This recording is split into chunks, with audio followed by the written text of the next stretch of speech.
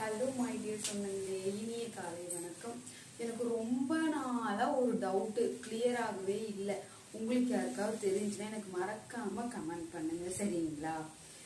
நல்ல நைட்ல தூங்கிடுறோம், அது என்னவோ தெரியல. இந்த பள்ளிக்கு மட்டும் லைட்லாம் ஆஃப் பண்ணிட்டு தான் தூங்குறோம்.